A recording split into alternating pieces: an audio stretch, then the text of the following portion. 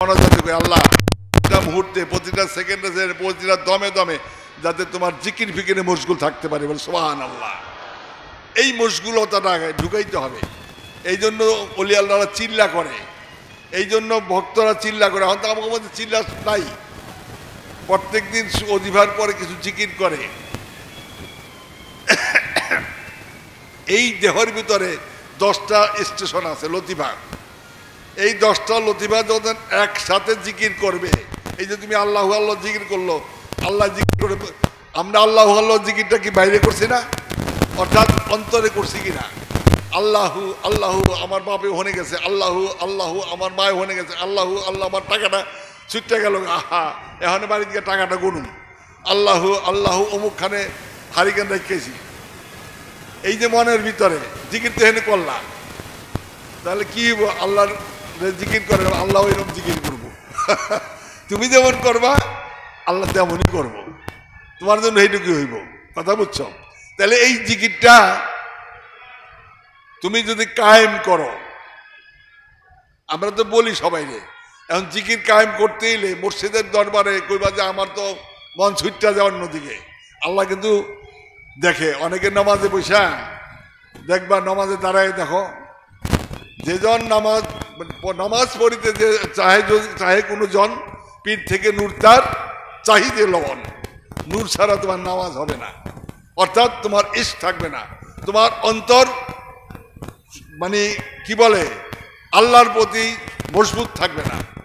দেখবা যে নামাজে একদিকে হারাইছো, আর তোমার নানান চিন্তা, হট করে এই পোলারে বিয়ার সময় হয়ে গেল, এই অমুক আমার নাতি আইছে, তাড়াতাড়ি নামাজটা পড়ে, এই আমার দোকানের টাইম যেতেছে গায়ে, নামাজে পড়তেছ।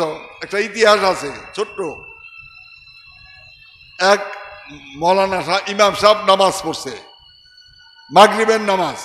মাগরিবের নামাজ কয় রাকাত? 3 রাকাত। মাগরিবের ফরজ কয় রাকাত? 3 রাকাত।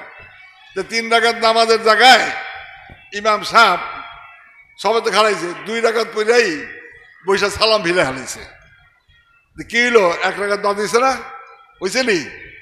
এখানে যারা পিছনে আছে কয় হুজুর আপনি তো 2 রাকাত নামাজ পড়ছেন। কয় দূর বিয়া, আমি 3 রাকাতই পড়ছি। কয় না আপনি 2 রাকাত পড়ছেন। আরো জনে কয় না 3 রাকাতই পড়ছে। একজন উঠটা কয় হুজুর আপনি 2 রাকাত পড়ছেন। বলে দৌড় মিয়া কি কও? আমার কাছে প্রমাণ আছে। এই লোকে কয় কি তুমি কেমনে কও 2 রাকাত? আমি তো 3 রাকাত পড়ছি। হুজুরে কয় না আপনি 2 রাকাত পড়ছেন। এই মিয়া কি কও? বলে হ। কি প্রমাণ তোমার কাছে? প্রমাণ হইলো আমার 3টা দোকান 3 জায়গায়।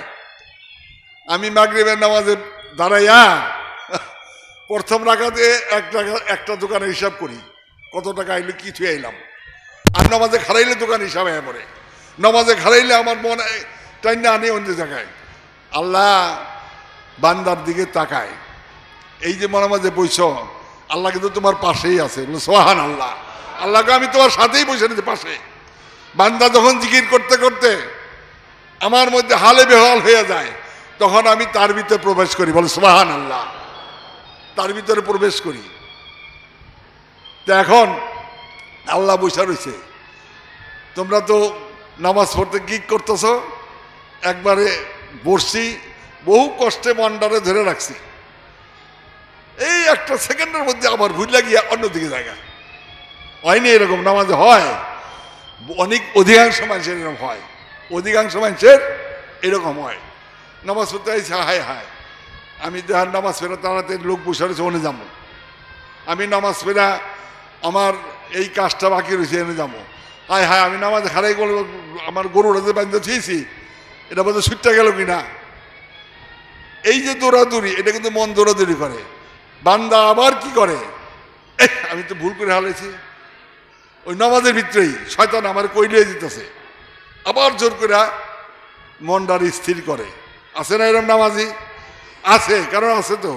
আবার জোর করে নিয়ে আসে, আবার জোর দেয়, আবার নিয়ে আসে, আবার জোর দেয়। প্রাথমিক অবস্থায় নামাজের এই অবস্থা হয়। আল্লাহ তাআলা খুশি হয়। কিন্তু কেন খুশি হয়? আমার বান্দা দেখছ শয়তান কতভাবে লইয়া যায়, আবার সে জোর করে জোর লইয়া আহে, আমার পথে নিয়ে আসে। এটা আবার খুশি হয় যে না, বান্দা শয়তানের সাথে যুদ্ধ করতেছে।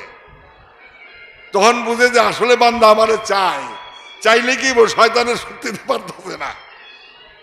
কথা বুঝো না?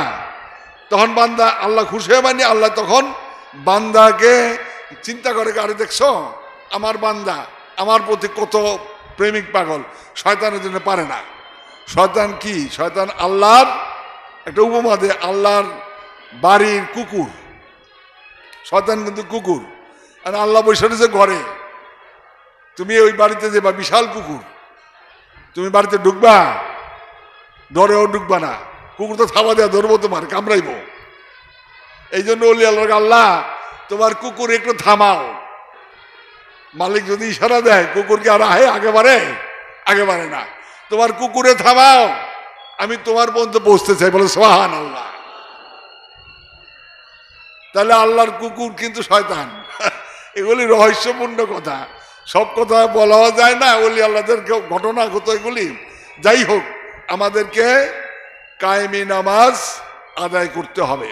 দেখো, এই কায়েমি নামাজ যখন তুমি চিল্লা করবা, একটার পর একটা চিল্লা যাইবা, একটার পর একটা সাধনা করতে থাকবা, রাত্রে যখন শুইবা জিকিরের মধ্যে থাকবা, বা সারা জিকির করতে করতে বেশি রাত্রে ঘুমাইয়া পড়লা, এইরকম ভাবে চিল্লার মধ্যে যদি তুমি থাকো, তুমি মিথ্যা কথা 40 দিন পর্যন্ত মিথ্যা কথা বলবা না, কথা কম করবা, হ্যাঁ, লোভ ছেড়ে দিবা, লালসা ছেড়ে দিবা, অহংকার ছেড়ে দিবা, হিংসা ছেড়ে দিবা, নিন্দা ছেড়ে দিবা। চিল্লা বলে তো মানুষের লোক কথা কইতে পারবা না।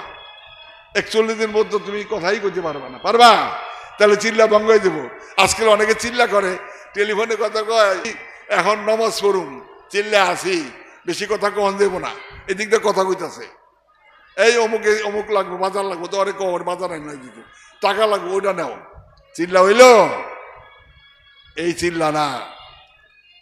40 দিনের জন্য বসতে হবে এমন একটা ঘরে, যেই ঘরে আর অন্য বাইরের থেকে বাইরেও দৃষ্টি যাবো না, ভিতরে দৃষ্টি আইব না,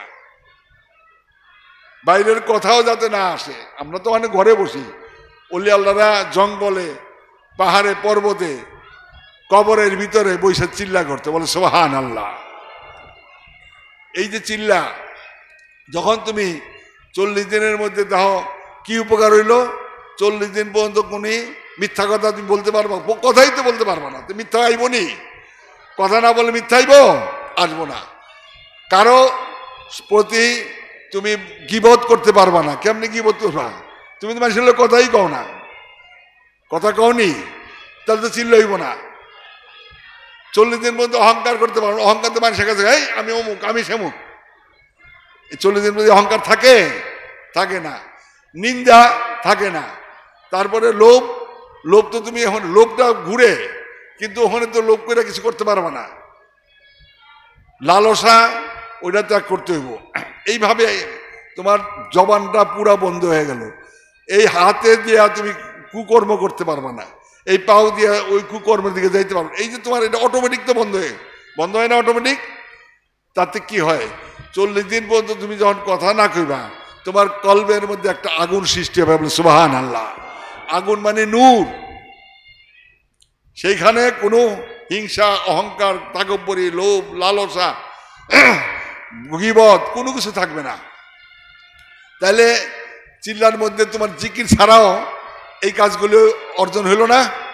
এরপরে তুমি যখন জিকির করবা, জিকির আল্লাহর দরবারে কান্দাকাটি করবা, নামাজ পড়বা, জিকির করবা, মুর্শিদের প্রেমে ব্যাকুল থাকবা, এই থাকতে থাকতে তোমার এটা মুর্শিদের চিল্লার নীতি বলে দিব। তুমি চিল্লার মধ্যে জিকির করতে থাকবা, কতদিন পর্যন্ত করবা, কতক্ষণ পর্যন্ত বন্ধ থাকবা, নিরামিষ খাইবা, খাওয়া লিমিট খাইবা, এগুলি সব চিল্লার মধ্যে আছে।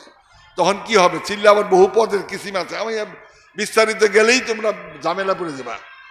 চিল্লা বহু কিসিম আছে, কিছু আছে আল্লাহ অর্জনের চিল্লা, কিছু আছে আমার সম্পদ অর্জনের চিল্লা, কিছু আছে আমি কেসে চিনতে এইটা চিল্লা কিন্তু বহুত পদ আছে। আল্লাহ অর্জনের চিল্লার কথা আমি বলতেছি। এইভাবে চিল্লা করার পরে 40 দিন পর্যন্ত তখন জিকিরে থাকবা। প্রথম তোমার কলব জারি হবে, এই যে মুর্শিদ দিয়ে সেই কলব জারি, তারপরে কলবের থেকে ছড়াইতে ছড়াইতে শের, খবি, নফস, আকশা, এইভাবে যত লতিফা আছে 10টা লতিফা 10টা স্টেশন, সব স্টেশনে জিকির শুরু করে দিব। বলে সুবহানাল্লাহ। সব স্টেশনে জিকির করতে করতে আগুন দিলে কি হয়, এক জায়গায় থাকে, যদি ঘর বাড়ি থাকে জ্বলতে থাকে না, চারদিকে জ্বলতে জ্বলতে পশমের গোড়াগুলি পর্যন্ত তোমার নূরে নূরময় হয়ে যাব, মানে আগুন হয়ে যাব, গরম। কথাটা খেয়াল করছো? তখন কি হবে, পশমের গোড়াও তোমার জিকির করবে, বলে সুবহানাল্লাহ। এই অবস্থায় তুমি যখন ঘুমাইবা, তুমি ঘুমাইতে পারবা না। বলে কেন হুজুর পারুম না? তোমার যখন এই চক্ষুটা বন্ধ হবে, সাথে সাথে লক্ষ লক্ষ লোক জিকির করলে যেই শব্দ আসে তোমার কানের মধ্যে আসবে, আসার মধ্যে চমকে উঠারি, এই লক্ষ লক্ষ লোক কোথায় জিকির করতেছে, তুমি নতুন জানো, যদি না জানো, আরে এটা কেমন হইতেছে, কই জায়গায়, এই বাড়ির থেকে হইতেছে নি, না ও দূরে মাইকটা জিকির করে না কি, আচ্ছা আবার একটু দেখি কিছুক্ষণ চুপ হয়েছে, হয়তো দেখা যায় নাই, আবার চক্ষু বন্ধ, আবার জিকির। লক্ষ লক্ষ লোকে জিকির করলে কেমন শব্দ হয়, খুব আস্তে, খুব জোরে। এরকম ভাবে 2-4 বার করার পরে যদি তুমি তো জানো না, এরপরে তোমার মনে হইব এটা কই থেকে হয় শব্দটা, একটু খেয়াল করে দেখো, সর্বনাশ, এটা তো তোমার ভিতর থেকে আছে। বলে সুবহানাল্লাহ। আসল জিনিস তোমার চালু হয়ে গেছে। সুলতানুল আসগর জিকির তোমার চালু হয়ে গেছে। বলে সুবহানাল্লাহ।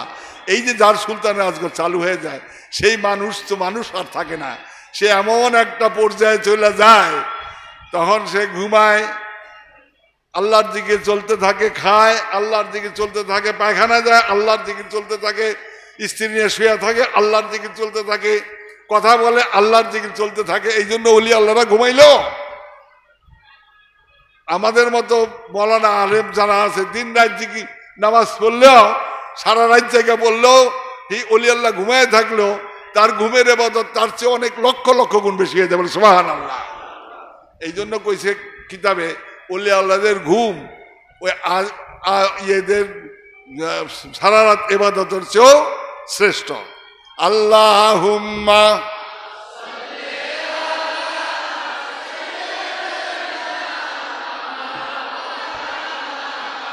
মুহাম্মাদ আলা।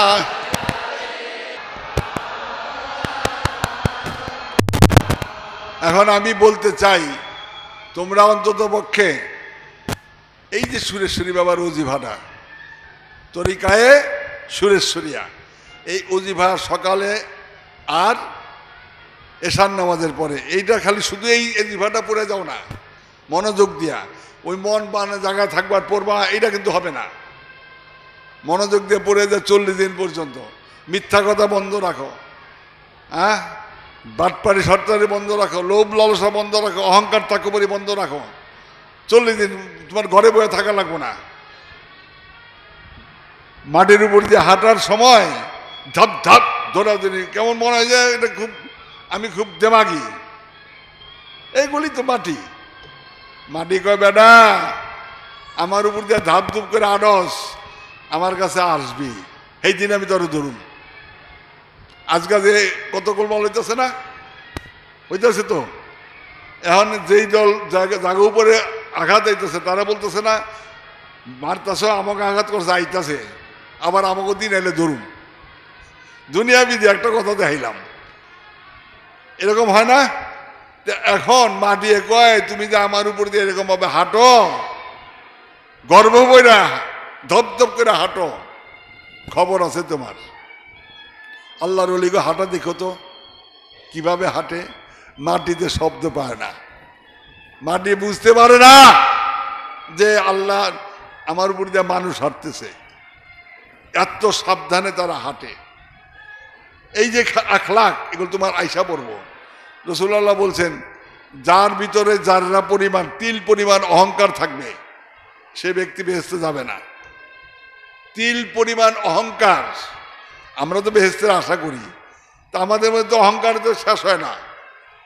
একটা তরিকত মহলে যদি দেখা যায় যে তারে কেউ মান্য করলো না, আমি বড় ভাই, আমি একজন খলিফা, বাবার এত কাছের, এই লোকটা মান্য করে না, এই বেটা বেরো, এই বেটা অমুক, আমার ভিতরে সহ্য হইতেছে না। এটা কি অহংকার না? এই অহংকার, তিল পরিমাণ অহংকারও যদি থাকে, আল্লাহ নবী বলছেন সে ব্যক্তি বেহেশতে যাবে না। আর তিল পরিমাণ ঈমান যদি কারো ভিতরে থাকে, তাহলে সে ব্যক্তি বেহেশতে চলে যায়। বলে সুবহানাল্লাহ। দুটোটাই তিল পরিমাণ। ঈমান যার তিল পরিমাণ থাকবে, সে তিল পরিমাণ অহংকার তার কাছে থাকতে পারে না। তোমরা আসলে দেখা যায় একজন সারা দিন রাত ইবাদত করে, কিন্তু আল্লাহ বন্ধু বুঝতে পারে না। আরেকজন ওইরকম ইবাদত করে না, আল্লাহর প্রেমে মশগুল। মানে আল্লাহরে বকাছুকি করো তুমি, মানে বকাছুকিও অনেক পদ আছে। খাজা গরিবে নওয়াজ বলছেন, যে ব্যক্তি কাউরে বকা দেয়, যদি কোনো ব্যক্তি কাউকে বকা দেয়, তাহলে কি হয়? তার ইবাদত 40 দিন পর্যন্ত আল্লাহর দরবারে কবুল হয় না। আরে 90 দিন পর্যন্ত তুমি যদি কাউরে বকা দাও, তোমার পীর ভাই দাও, মারে দাও, অন্য লোকের দাও, আছে না? আমরা কথা কথা বকাছুকি করি না? করি। মারামারি করতে গেলে তো অধর দ্বারা বকাছুকি করি। যদি তুমি বকা দাও, তাহলে 90 দিন পর্যন্ত তার ইবাদত আল্লাহর দরবারে কবুল হবে না। এবং এই 90 দিনের ভিতরে যদি সে মারা যায়, কে বলছে? খাজা গরিবে নওয়াজ। তাহলে সে দোজখবাসী হয়ে যাবে। হিসাব আছে তরিকতের, এত সহজ তরিকত না। 90 দিন পর্যন্ত এই যে কথাগুলি। আরো আবার কথা আছে, যে ব্যক্তি লাল দস্তরখানায় খাবে, এই যে এইটা তোমরা করো, লাল দস্তরখানা, ছোট্ট একটা কাপড়, আর কিছু না, এটার মধ্যে খানা রাইখা খাবে। খাজা বাবাই বলছেন বহু বড় বড় গাউস কুতুবদের কথা এবং স্বয়ং নবীদের কথা, যে ব্যক্তি লাল দস্তরখানায় খাবে এবং কোনো মেহমান বা ইয়া আসলে তাদের লাল দস্তরখানায় খাওয়াবে, হাসরের দিন বোরাক লই আইব জিবরিল আলাইহিস সালাম, বোরাকের পিঠে করাইয়া আরে নিয়ে যাবো কই? বেহেশতের ভিতরে। সুবহানাল্লাহ। এবার তো দিন রাত করা লাগে না, খাওয়ার সময় খালি এটুক করলাম, এটা কি খুব কষ্ট? আমরা তো সেদিকে যাই না। শেষ যখন কুলিকালা, মানে শেষ ইয়ের জমানায় রাসূলুল্লাহ বলছে যে আমার একটা সুন্নত যদি ধরে রাখতে পারো, তাহলে 100 শহীদের সমান সওয়াব পাইবে। বলে সুবহানাল্লাহ। অনেক কথা। আমাদের ভিতরে সেই জিনিসটা থাকতে হবে। আমাদের মধ্যে যে হিংসা, এটা থাকতে পারবে না, তাহলে তো আমি মানুষ হইলাম না। নিন্দা করা, গীবত করা, এটা কি? কারো কোনো গীবত করলে, সে মার সাথে জিনা করলে যেই পরিমাণ সেই পরিমাণ গুনাহ তার হয়। নাউজুবিল্লাহ। তা আমরা এই হিংসা, নিন্দা, অহংকার, তাকব্বুরি, এটা আমরা ছাড়তে পারছি সবাই? একজনের যদি আমরা কমিটি করে কয়া দিলে কেউ সভাপতি, হেই ওরে মানি না, এটা কোত্থেকে আসলো? তরিকতপন্থীর তো এটা নিয়ম না। তরিকতপন্থীর নিয়ম না। আমার যোগ্যতা আমাকে নিয়ে যাবে, আর আমার তো এখানে বাদবরি করার তো প্রয়োজন নাই, আসেনি? আমি কি চাই? আমি আল্লাহ পর্যন্ত পৌঁছতে চাই।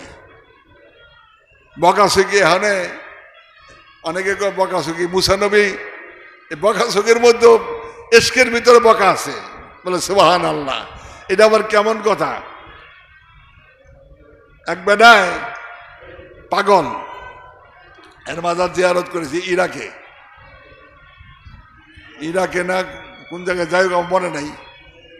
সে রাস্তার ভিতরে বৈশা পাগল, মাজ্জু ভালো মাটিতে আর ই করতেছে, আর কইতেছে, আল্লাহ তোমার ঠোঁটে, তোমার যে পাইতাম, তোমার ঠোঁটে ঠোঁট পালিশ লাগাই দিতাম, তোমাকে যদি পাইতাম তোমার গাল পালিশ লাগাই দিতাম, তুমি কত সুন্দর, তোমার মাথাগুলি আশ্রয় দিতাম, মাথায় বেনি বান্ধা দিতাম। মনে হয় না যে মায়া লোক? মুসা নবী রাস্তাতে যাইতেছিলেন, এইটা মুসা নবী খুব রাগ হয়ে গেল। নবী তো, এই পাগলা, এগুলি কি করে মাটিতে দাগ দেওয়ার কয়, এমন ধমক দিছে যে পাগলা উপর দিকে তাকাইছে, মুসার দিকে তাকাইয়া চুপ হয়ে রয়েছে। তো মুসা যাইতেছে তুর পর্বতে, আল্লাহর সাথে মুসা নবী কথা হইতো না জানো তো, তুর পর্বতে আল্লাহর সাথে সরাসরি কথা বলতেন। এই জন্য মুসাকে কালিমুল্লাহ, আল্লাহর সাথে শানে আলাপ করতেন। এক এক নবীর এক একটা শান আছে। ইব্রাহিম খলিলুল্লাহ, কারণ আল্লাহর সখা। আর ঈসা রুহুল্লাহ, ঈসা নবী মরাকে চিন্তা করতে পারতেন, মরা মানুষ অকাতরে চিন্তা করে দিতে পারতেন। আমরা তো ওখানে একজন আল্লাহর ওলি যদি মরা মানুষ চিন্তা করে, কব এই বেটায় কাফের হয়ে গেছে, এই বেটায় দজ্জাল, আরে মারো, আছে না? আর ঈসা নবীর তরফ থেকে যদি সে সেই ফয়েজ এবং সেই রুহানিয়াত শক্তি পায়, সে মানুষ চিন্তা করতে পারে, কোনো সন্দেহ নাই। যাও, এটা আবার অন্য আলোচনা। তো এখন দরুদ পড়ো, আল্লাহুম্মা সাল্লি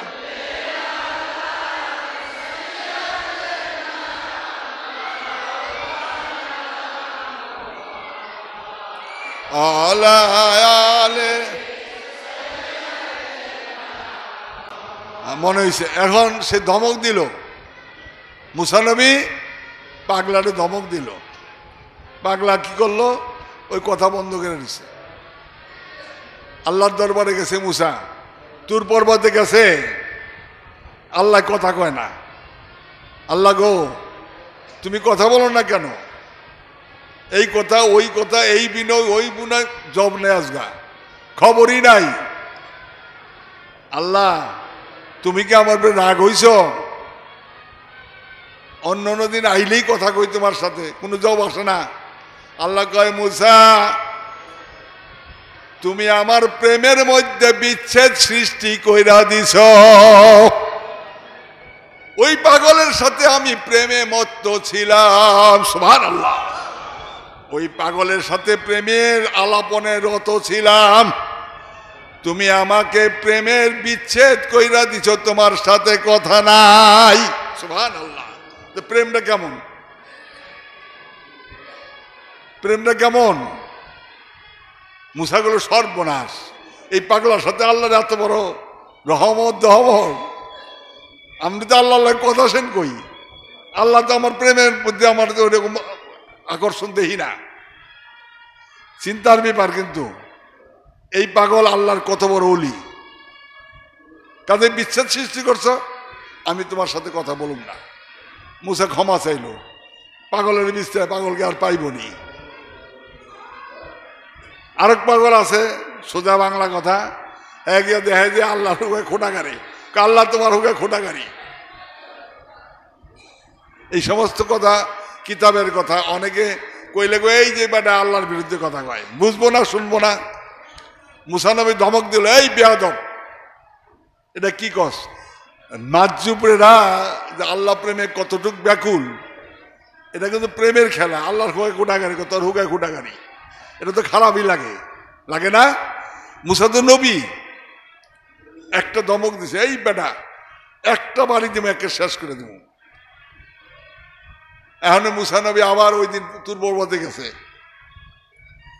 তুর পর্বতে গেছে, আলাপ টালাপ হয়েছে, জিগাইতেছে, আল্লাহ আল্লাহ অমুকে সন্তান হয় না, অমুক মহিলার, তুমি তাকে সন্তান দাও। একটা নালিশ দিছে আল্লাহর কাছে, তোমরা নালিশ দাও না, বাবা আমার একটা সন্তান দেন, বাবা আমার অমুক হয়েছে, বাবা অমুক হয়েছে।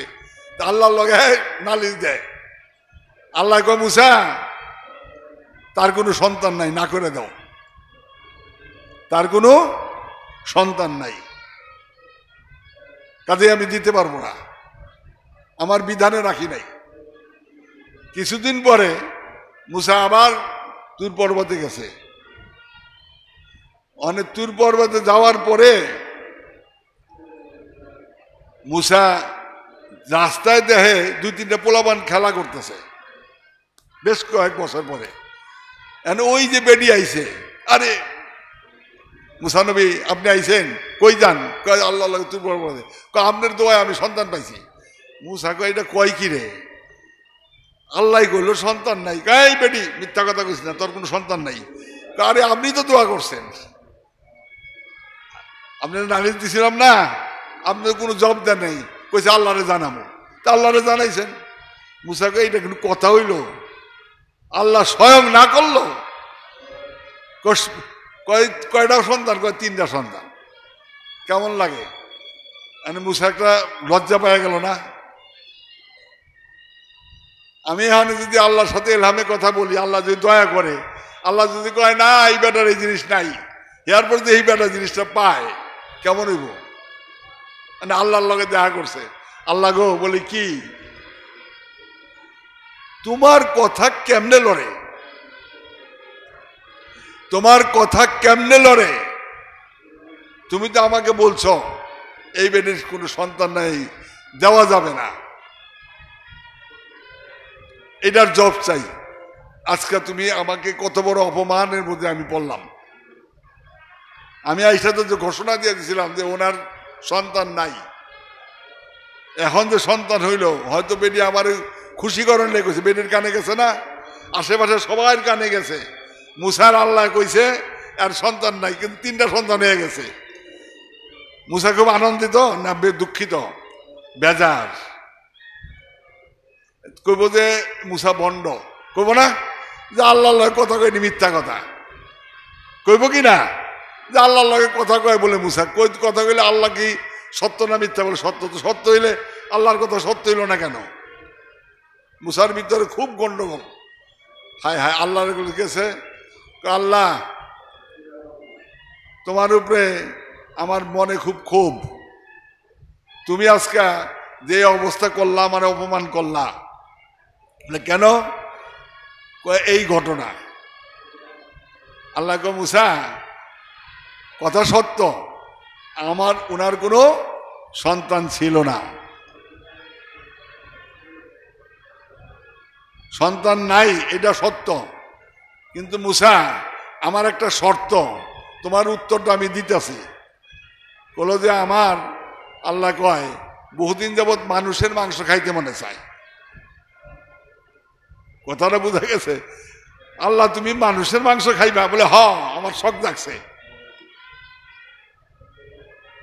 কি করতে পারবো? তুমি আমার মানুষের মাংস না দাও, তাও মরা মানুষের না, জাতা মানুষের মাংস। কেমন হইল? জাতা মানুষের তুমি কি মাংস কাটতে দিবা? জাতা মানুষের শরীরে মুসাকে কাটতে দেবে, এটাও তো হইব, জুলুম হয়ে দেব। তো মুসা কইছে যে তুমি যাও, মানুষের কাছে যে রাজি থাকে তার মাংস লইবা। গেছে, যারই কাছে কয় আল্লাহ মাংস খাইবো, তুমি আল্লাহর কিছু মাংস দিবা শরীর দিয়ে কাটটা। এই পাগল, যা, পাগল হয়ে গেছে। মানে মানুষে কয় এটা তো একটা আসলে মাথা খারাপ। কতটা খেয়াল করছো যে আল্লাহ মানুষের মাংস কেমনে খাইব? এও জেতা মানুষের। ঘুরতে ঘুরতে মুসা কাউরে লোক পায় না, আল্লাহরে আজকে মাংস খাওয়ামো কেমনে? তখন মন খারাপ করে যাইতেছে, রাস্তায় দেখে ওই যে আল্লাহর হুকায় খুঁটা মারছে, এই পাগল, এই মুসা আজকে খুব জোর দিয়ে কয়, কই যাও?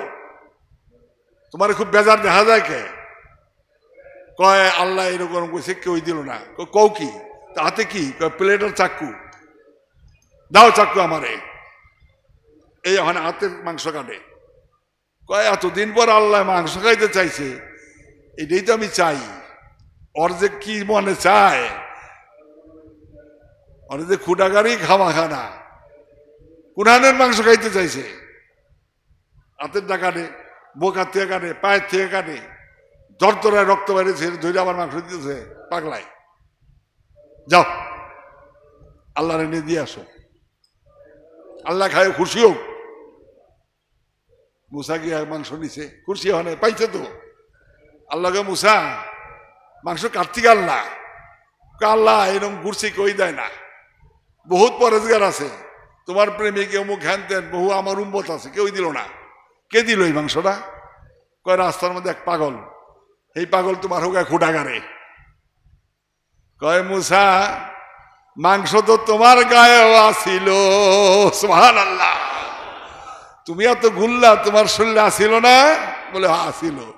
তুমি জিন্দা না? বলে হ। তো তোমার কাছে তো কেটে দিতে পারতা, কিন্তু কেউ দেয় নাই। ওই পাগল আমারে মাংস কাইটটা দিছে। আর ওই পাগল যদি আমার কাছে কিছু চায়, আমি আল্লাহ কি না দিয়া পারি? সুবহানাল্লাহ। সে আমার এত প্রিয়, তুমি পরীক্ষা করে দেখো। ওই পাগলায় ওই মহিলার জন্য সন্তান চাইছে, 3টা সন্তান, সে 3টাই দিছি। সে যদি আরো চাইতো আমি আরো দিতাম। কাও মুসা, তোমার কথা কও। আল্লাহ বুঝতে পারছি, আমার বুঝ হয়ে গেছে আল্লাহর ওলিরা কিছু চাইলে আল্লাহ কবুল করে নেয়। সুবহানাল্লাহ। আল্লাহুম্মা সাল্লি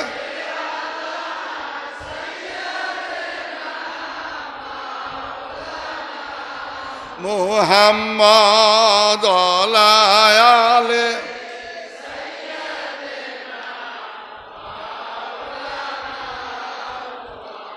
হযরত ওয়াইস করণী রাদিয়াল্লাহু তাআলা আনহু হযরত বিলালকে ঘোষণা দিয়ে দিলেন, আল্লাহর নবী জিবরিল জানাই দিছে যে বিলাল রাদিয়াল্লাহু তাআলা আনহু আজকে ভোর রাত্রে মৃত্যুবরণ করবে। এই যে দিন সকাল থেকে শুরু হয়ে আজকে রাত পারেই ইন্তেকাল করে দেব। কিন্তু তার একটা পূর্ণ হয় নাই। কোনটা? আপনার সুন্নত কি? বিয়ে করে নাই। অতি সত্তর তাকে বিয়ে করাই দেন, তাইলে তার সমস্ত কিছু পরিপূর্ণ হয়ে যাব। খুব গভীরভাবে কথাটা শুনো।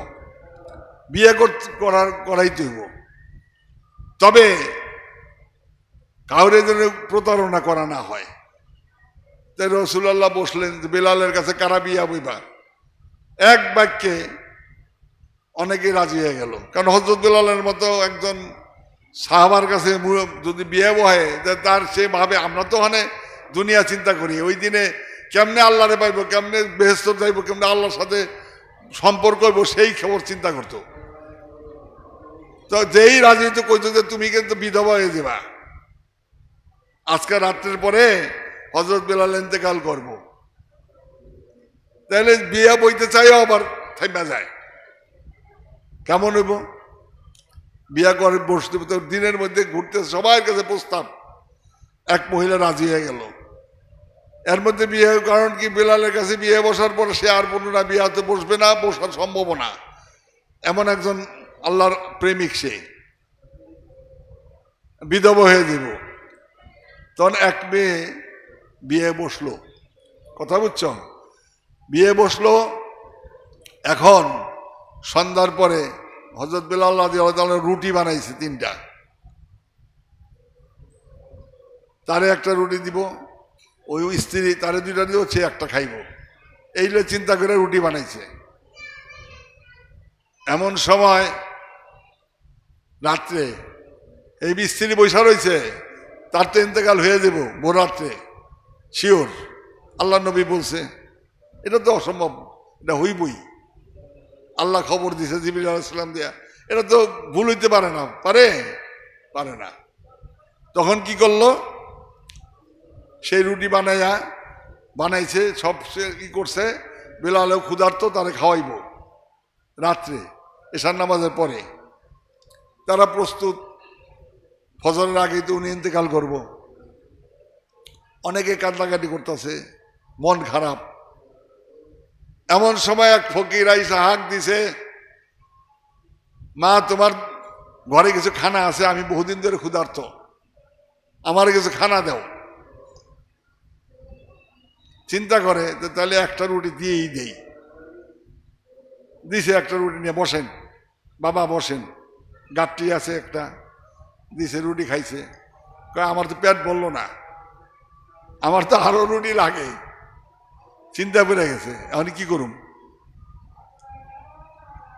এখন আল্লাহ রসুলের কথা আছে, কোনো ভিখারি যদি আইসা চায় বা কাউরে যদি খাওয়ান দাও, তাহলে পেট বইরা পরিপূর্ণভাবে খাওয়ান দাও। এখনকার আমারটা আমি দিয়ে দেব। মহিলা বেলালের স্ত্রী ওই রুটিটা তারটাও দিয়ে দিল। এটা খাইও কয় আমার তো পেট বললো না। এখন কি করব? এখন চিন্তা করে, তাইলে এখন হযরত বেলাল তো খাইব, কি করব, দিশা পায় না। অনেক চিন্তা করে যেন আল্লাহ নবীর কথা রাখি, দিয়া দিই, দরকার এক্ষণে আবার রুটি বানাবো। যখন ওই রুটিটা দিয়া দিল, তিনটা রুটি খায়া ওই ফকির বৈশা রয়েছে। মা, তোমার চেহারা এত কালো কেন, মলিন কেন, চোখে পানি কেন, কি হয়েছে তোমার? বাবা, এটা শুনে কি করবা, আমি একটা শিওর মানে এমন একটা মানে ইসের মধ্যে আছি, কি বলে এটাকে, দুঃখের মধ্যে আছি, কাতর আছি, ব্যথায় ব্যথিত। বলে কেন?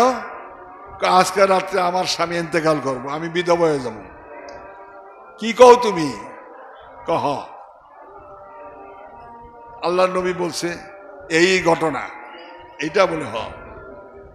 আচ্ছা দেখি। আমি গাঠি লইয়া গাঠি ছুঁয়া বইল, আসন করে বইয়া, আমি আর এই রাস্তা ছাড়ুম না, দেই আজরাইল কেমনে আসে। রাত্র হয়ে গেছে, মৃত্যুর টাইম হয়ে গেছে। আজরাইল আলাইহিস সালাম আইছে। আজরাইল গায়ে, এই ফকির রাস্তা ছাড়ো। রাস্তা বলতে এই রাস্তা তো না, এমন ভাবে বন্ধ করে দিছে, আসল হাকিকত তার তো জান কবজ, তার সামনেই যেতে পারতেছে না। ওলি আল্লাহদের বেলায়েত একটা শক্তি আছে, বড় ডেঞ্জারাস। ওলি আল্লাহদের বেলায়েতের একটা শক্তি বড় ডেঞ্জারাস, মানুষ কিন্তু বুঝে না। এখানে কয় যে আমি তো এখানে আল্লাহর হুকুম, হযরত বেলালের জান কবজ করতে যাইতে যাবো, হুজুর আপনি সরেন। অসম্ভব, আজকে জান নিতে পারবা না, পারবা না। আমি আল্লাহর হুকুম কেমনে অমান্য করব, আমি জানি না। এখন বললো যে তারে কয়দিনের, 7 দিনের হায়াত দিতে হবে। তাহলে কয়, তাহলে আপনি আল্লাহর কাছে হুকুম নেন, আল্লাহ এই লোকের তুমি জিবরিল আজরাইল দিয়া জান কবজ করতে পারবা না। 7 দিনের হায়াত, আল্লাহ কয় 7 দিনের হায়াত, তার তো হায়াত শেষ, হুকুম দিয়ে পাঠাইছি, তা আপনি এটা কি করতেছেন? কয় বেশি কথা কইলেন, আর একটা শূন্য, আপনি বেশি কইতেছেন। কয় কে কয়? ফকিরে। শুনলে কথাটা খারাপ লাগে, আল্লাহরে কয় বেশি কথা কইতেছেন। এখন শূন্য দিলাম, এখন কত হইল? 70। এই 70 বছর আরো হায়াত দিতে হবে। আল্লাহ অনেক কয় এটা কেমন কথা, আর কইেন না, তাহলে কিন্তু আরেকটা শূন্য বইব, তাহলে 700 বছর। ওই যে বসে না, ওই কথা কইলে পড়া মারিয়া যায়, ওই যে রাস্তায় ধরে কি জানি এটা কই, কি কোর্ট, মোবিল কোর্ট। মোবিল কোর্টে বইলে যদি 20 টাকা জরিমানা, কথা কইলেই 40 টাকা জরিমানা, আবার কথা কইলে 80 টাকা জরিমানা, মানে বাড়তেই থাকবো। আল্লাহ দিয়েছে মহা মুশকিল, স্টপ হয়ে গেছে। এখন সকালবেলা হযরত বিলাল গিয়ে দিছে আজান। হাই রাসূলুল্লাহকে বিলাল কেন এত রেডি যে গেছে, মারা গেছে। বিলাল আজান দিতেছে, সুস্থ মানুষ, আজান দিছে, সবকিছু করছে। আরে এইটা ঘটনা কি? তখন রাসূলুল্লাহ চিন্তা করে গেলেন, আল্লাহ পাঠাইছে, হুকুম দিয়ে সবাই জানাজানি হয়ে গেছে। তখন সব ঘটনা জানলেন যে এই এরকম একজন ফকির, এই ফকির এই কাম করছে। 70 বছর হায়াত আরো বাড়াই দিছে। সেই লোককে আল্লাহ নবী খবর দিয়ে দেয়, সেই লোক হযরত ওয়াইস করণী রাদিয়াল্লাহু তাআলা আনহু। যেই ওয়াইস করণী, রাসূলুল্লাহ বলছেন আমার ইন্তেকালের পরে আমার জুব্বাটা তারে দিবা।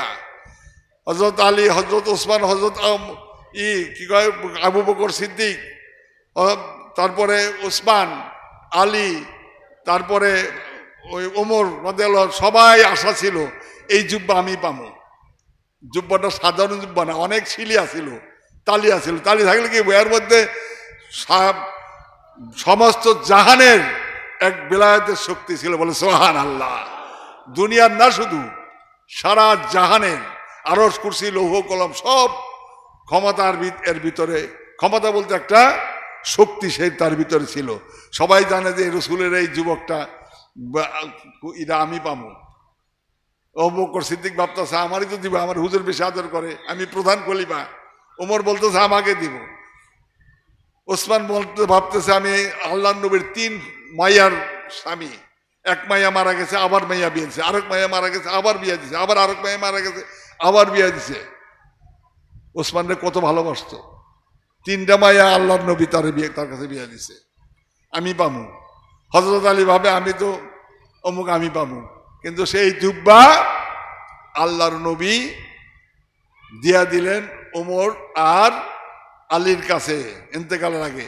তোমরা ওয়াইস করণী করণ দেশে দেবা, সেখানে এক পাগল আছে, তার নাম ওয়াইস করণী, ওয়াইজা পাগলা, তার কাছে গিয়ে এই জুব্বা দিবা। বলে সুবহানাল্লাহ, আমার এই গিয়ে সুন্দরভাবে বুঝাইবা। তো অনেক এটা জিগাইছিল আবু বকর সিদ্দিক, বলে আমরা কি তারে দেখতে পারবো না? তোমরা পাইবা না, ওমর আর আলী তাকে দেখতে পাবে। অনেক কথা তো আমার বললে ওয়াজ করলে অনেক কিছু শুরু হয়। যাই হোক, এই ওয়াজ করণী কি করলো? 3টা রুটি আর তার কান্দনের বিনিময়ে কি করলো?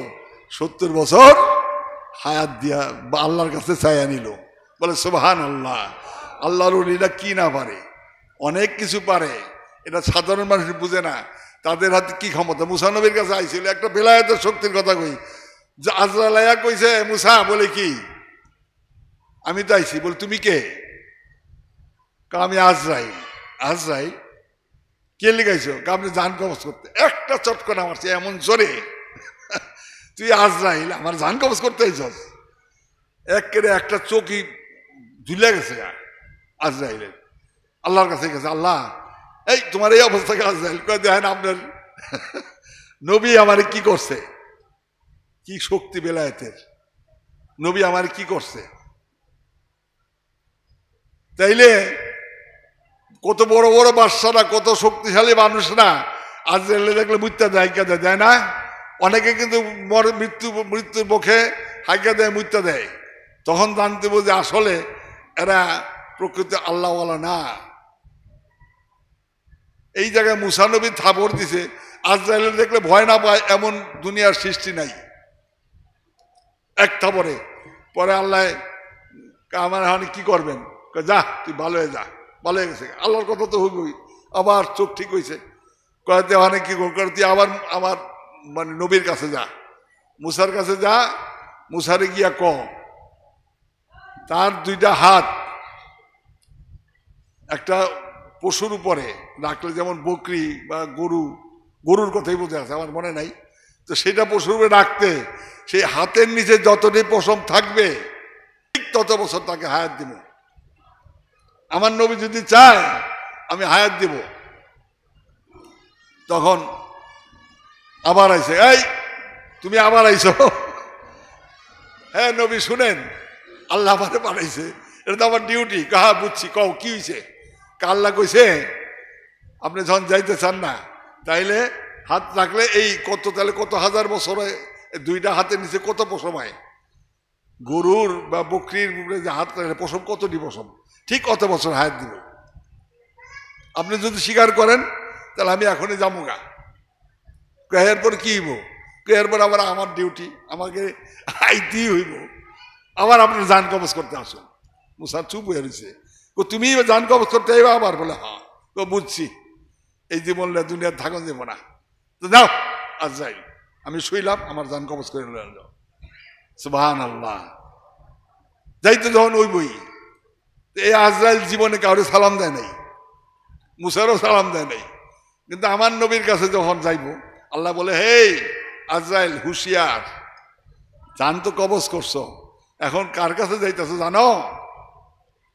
তার অনুমতি নিয়ে বাড়িতে ঘরে ঢুকবা, তার কাছে অনুমতি নিবা, তাকে দিয়ে সালাম দিবা, আদবের সহিত দাঁড়াইবা, বিনয়ের সহিত দাঁড়াইবা, তারপরে বলবা যে আমি আপনার, আল্লাহ পাঠাইছে আপনাকে আপনার জান কবজ করার জন্য, আপনার মতামত কি? সুবহানাল্লাহ। যার জান কবজ এর মতামত চাই, তোমাকে আমার মতামত চাই বলি, থাপা দিয়ে ধরবো মুরগির মতো খায়া লইব নাকি? জান কবজ এইভাবেই করে। আর আল্লাহর ওলিদের কাছে জান ওইভাবে না, তারা খুব হিসাব করে। যাই হোক, তখন কি করলো, তোমার জিবরিল আলাইহিস সালাম নিল, সাথে আজরাইল আলাইহিস সালাম নিয়ে বলল, ভাই জিবরিল, বলে কি, এখন তো আমার উনার কাছে যাইতে হয় তার জান কবজ করার জন্য, আল্লাহ নবীর কাছে। তো জিবরিলকে চলো তোমার নিয়ে যায়। জিবরিল তো সব ফেরেশতার সর্দার। তো কয় তুমি বাইরে, বাড়ির বাইরে গেটে দাঁড়াও। আমাদের মধ্যে একটা জিনিস আছে, এই যে কোনো বাড়িতে, সাহাবাদের বাড়িতে, যে কোনো এক ভাই আরেক ভাইয়ের বাড়িতে, এটা সাহাবাদের কথা বলছি, যাওয়ার আগে রাসূলুল্লাহ বলছে তুমি গেটের ভিতর ঢুকার আগে অনুমতি নিবা। অনুমতি না নিয়া কারো বাড়িতে ঢুকবা না। বেডরুমে যাওয়ার সময় কারো অনুমতি নিবা। কথাটা খেয়াল করছো? অনুমতি না নিয়া গেটের ভিতর ঢুকবা না। আমরা কি করি আজকাল, পীর সাহেবের বাড়িতে ভের ভেড়ে ঢুকে যাই। পীর সাহেবের, আমরা এক পীর ভাই আরেক পীর ভাইয়ের বাড়িতে ভের ভেড়ে ঢুকে যাই না?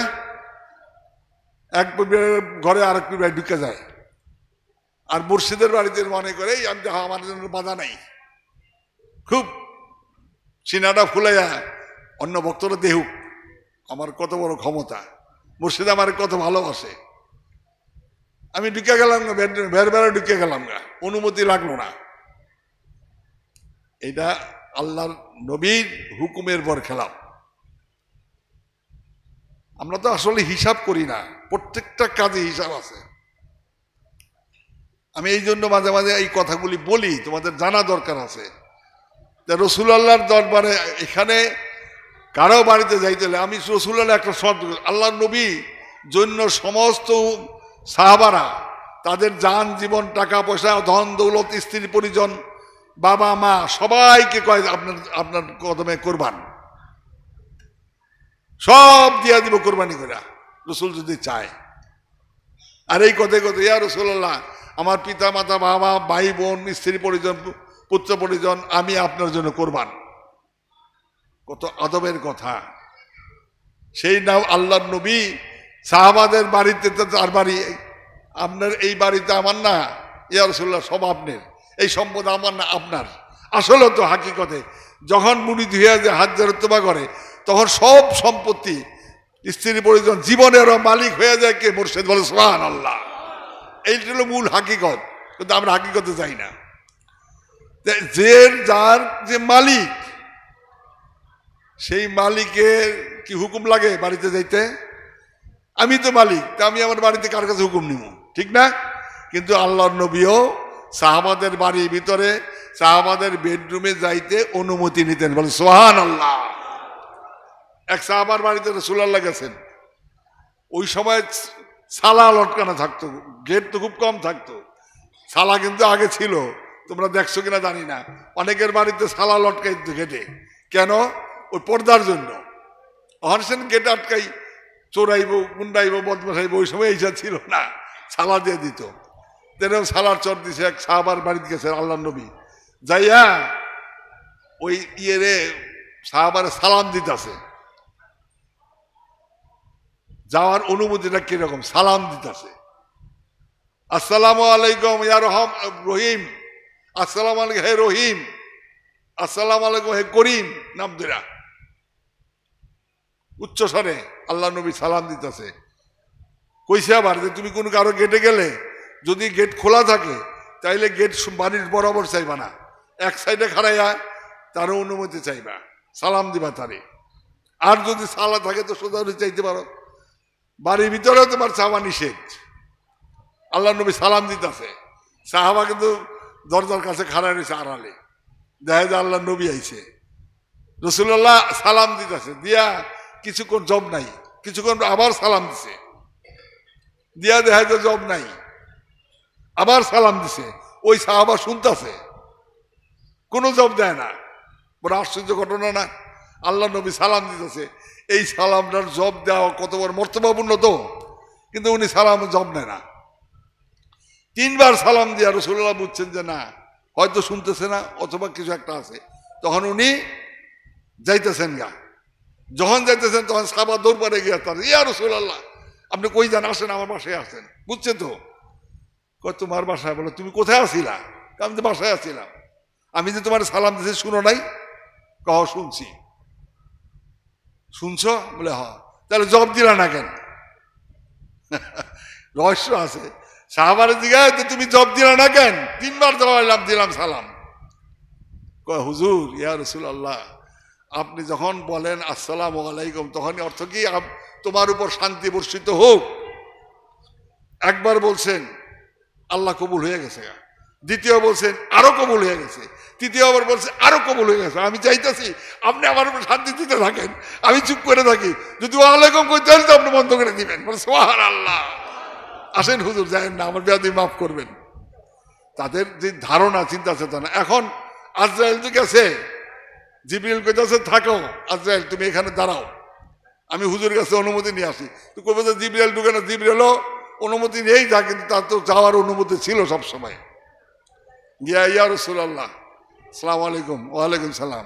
জিবরিল অসময় কি ব্যাপার?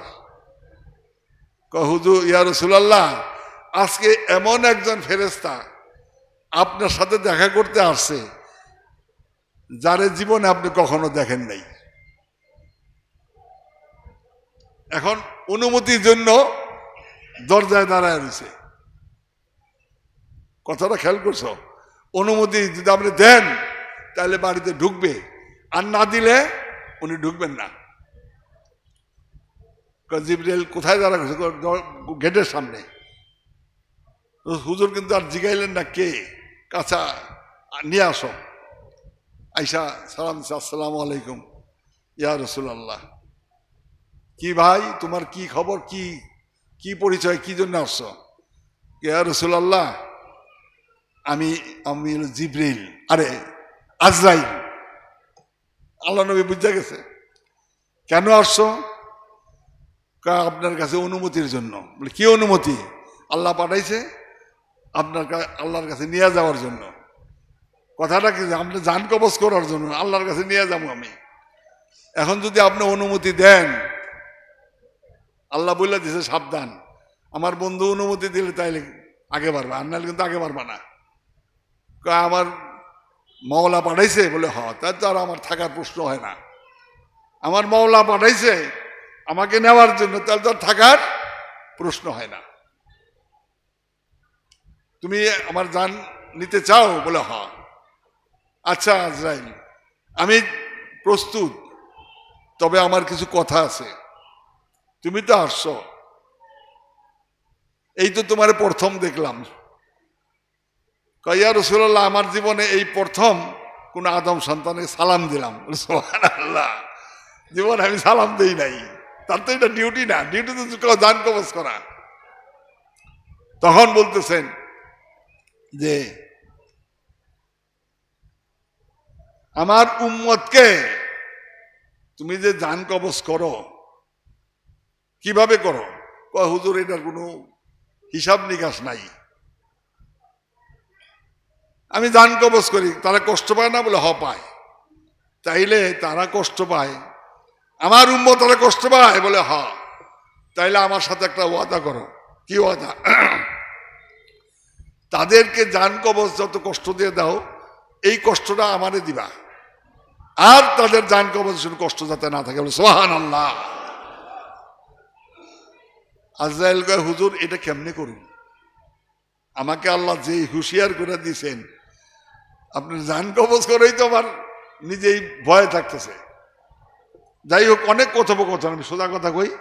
লাস্টে যখন কইছে যে তাহলে ঠিক আছে, এখন আল্লাহর কাছে আল্লাহ কয় না এটা কেমনে সম্ভব? এটা সম্ভব না। আমার বন্ধুরে তুমি ওইভাবেই আনো, তারে উম্মতের কষ্ট দিলে মানে যদি হয় সেটা আলাদা, তারে কোনোদিন কষ্ট দিয়া আনতে পারবা না।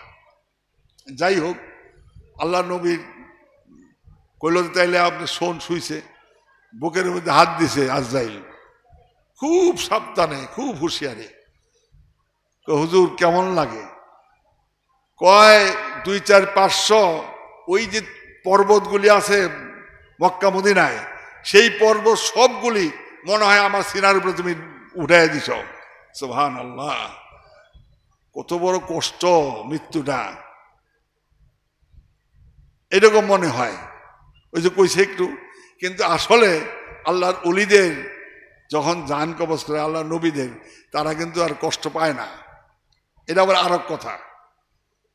তবে মৃত্যুর যে একটা স্বাদ, এই স্বাদটা গ্রহণ করায় দেয়। বলে সুবহানাল্লাহ, মৃত্যু স্বাদ গ্রহণ করতে হবে। এমন আল্লাহর ওলি আছে, তারা মনে হয় যেমন ঘুমাইয়া গেছে, মার বুকের দুধ খায়। মা কি করে বাচ্চারে বুকের দুধ খাওয়ায় না? বাচ্চা খাইতে খাইতে কি করে, ঘুমায় যায় না? মা কখন যে সেই দুধের বটু মা বাচ্চার মুখ থেকে সরায় ফেলায়, বাচ্চা টের পায়, বাচ্চা ঘুম। এইরকম সহজভাবে আল্লাহর অলিদের জান আল্লাহ কবজ করে। আবার অনেক অলি আছে, তারাও চায় যে না, তারা চায় কি, যে আমার অনুসারী আমার ভক্তরা যারা আছে তারা যেন শান্তিতে থাকে, শান্তিতে নাও। অনেক আমার এক মৃত্যু দেখছি, যিনি আমার গুলজারবাগেই ছিল, গুলজারবাগে আমার খানকা ছিল, উনি মালিক ছিলেন, করিম খাঁ সাহেব নাম, সুরেশ্বর বাবার খলিফা ছিলেন। উনার মৃত্যু সজ্জা আমি ছিলাম তার শীতানে। তখন আমি ক্লাস 5-6 পড়ি, আর্মাডুলে গভর্নমেন্ট হাই স্কুলে। আমারে জিজ্ঞাসা করছে আর কয় তারিখ, অমুক। তা আমার কয়, তুমি আমার মার নানা হয়, তাহলে আমার কি হলো, বড় বাপ। কিন্তু উনি সুরেশ্বরী বাবার খলিফা ছিলেন, মুরিদ খুব আছে। তো তুমি আজকে ক্লাস কয়টায়? আমি 10টায়। কয় আজকে না গেলে হয় না স্কুলে? হয়। অসুবিধা কি, আপনার শরীরটা ভালো না? কয় আজকে তুমি 8:30টার সময় আমার শীতানে থাকো। কথাটা কি কারণে? 8:30-9:15 উনি ইন্তেকাল করলেন। ইন্তেকালটা আমি আশ্চর্য হয়ে গেলাম। উনি শুইছেন, কইতাছে যে সুরেশ্বরী বাবা আইছে। বলে সুবহানাল্লাহ। সাথে আসেন আল্লাহর নবী আছেন, অনেক বড় বড় ওলি আল্লাহরা আছেন। আমার শীতানে আইছে, তাড়াতাড়ি শীতান পরিষ্কার করে দাও। আমার খালাকে ওনারা খুব ভালোবাসতো, কইতাছে যে আমি চলে গেলে তোমরা কান্দাকাটি করো না। যেমন আর কি গল্পের মতো করলো কি, ঠিক ওই টাইমটা আমার মনে নাই, বোধহয় 9টা গুলো না 8:30 গুলো, ওই টাইম থাকতে কইছে। ঠিক ওই টাইমে আস্তে করে করলো, এই যে চায় রয়েছে না, চোখ যেমন ঘুমাইলো। কিরে ঘুমাইলো এত অশান্তির মধ্যে, চোখ বন্ধ। মানুষের মরে গেলে তো চোখ বন্ধ করার লাগে না? চাহাল থাকে অনেক সময়, চোখ বন্ধ, কিরে লড়ে চড়ে না কে? বুকের দিকে তাকে বুক লড়ে চড়ে না। হ্যাঁ, ওই আমার ইয়েরা ভাই ভাই করতো, দাদু ভাই তো ইয়ের মধ্যে হতো, ভাই ভাই ভাই আপনি কথা বলেন, কি হয়েছে? সুবহানাল্লাহ, কি খেলা আল্লাহর অলিদের। সে চলে গেছে। দেখলাম যে যেই সময়টা বলছে লগে আমি ঘুরে দেখলাম, ঠিক ওই সময় আমার খুব শ্রদ্ধা করতো, খুব মানত। এই জন্য কইছে যে ওই দিন, তখন আমি বুঝলাম যে আজকে স্কুলে যাইতে কেন না করছে। এখন আমরা যদি আমাদের আল্লাহর অলিরা বলে যা আজরাইল তুই ফিরে যা, আমার জান তুই নিতে পারবি না। আল্লাহর অলিরা, গাউসরা, কুতুবরা, তুই আমার জান নিতে পারবি না। যার জান তারে দিয়া ফেলাইছি। সুবহানাল্লাহ, আমার জান যার, তাকে আমি দিয়া ফেলাইছি। তার মানে মৃত্যুর আগেই আমি মৃত্যুবরণ করেছি। আমার জান, জীবন, যৌবন সবকিছু আমার মুর্শিদের পায়ের স্মরণ করে দিয়েছি।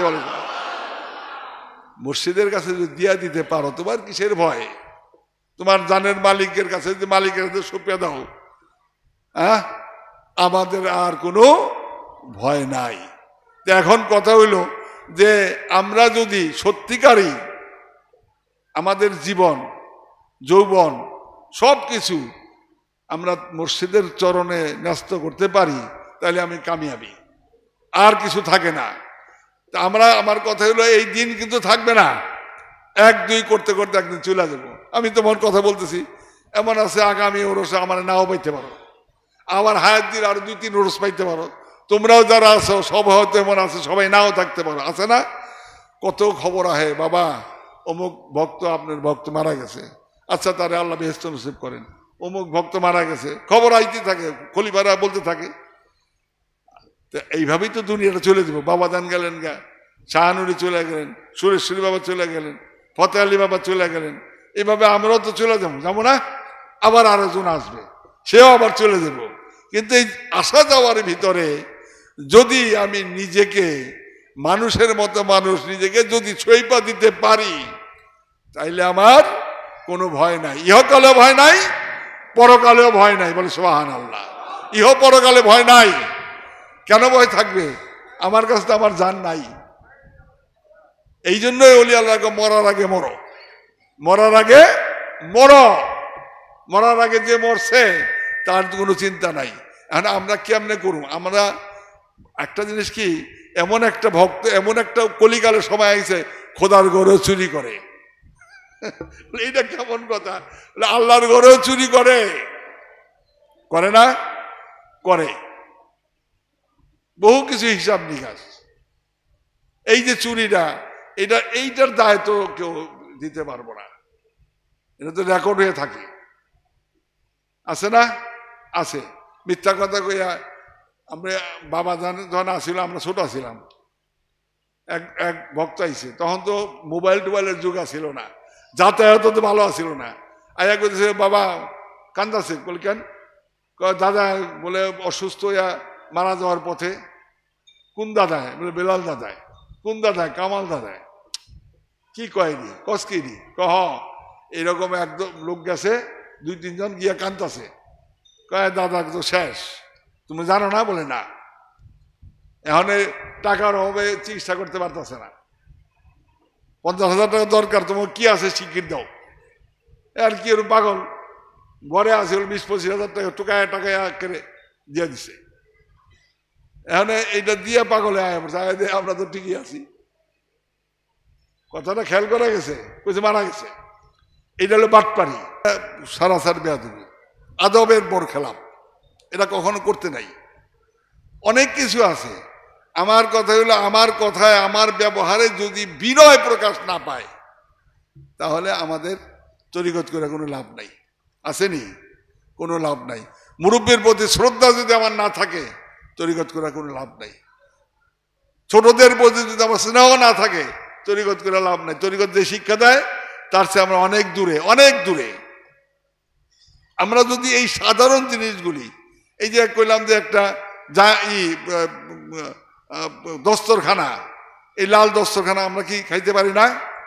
না অসুবিধা আছে? না লাল দস্তরখানা খাইলে দম বন্ধ হয়, না তরকারি জাল হয়ে যায়, না টক হয়, কি হয়? কিছু হয়? অথচ আমরা ছোট্ট একটা লাল দস্তরখানা বানাই লই সবাই যার যার বাড়িতে, এবং নিয়ত করি যে এইটার উপরে খাইলে আল্লাহ তাআলা আমাগো হাসরের দিন বেহেশত দিবেন, জিবরিল আলাইহিস সালাম। আর এটার এরকম লাল দস্তরখানা আমার মেহমানরাও খাওয়াইলাম। যত আল্লাহর নবী আছে, অলি আছে, এই লাল দস্তরখানা খাইতেন। আমাদের মধ্যে এটা আছে? এটা কি করবা তোমরা? কত টাকা লাগে? 20-25 টাকা লাগবে একটু লাল কাপড় লইতেন, ভারী কাপড়, ঠিক কিনা? তা আজ থেকে সবাই দস্তরখানা করো, লাল দস্তরখানা। এটা আমরা এই নেকিটা কেন কামাবো না?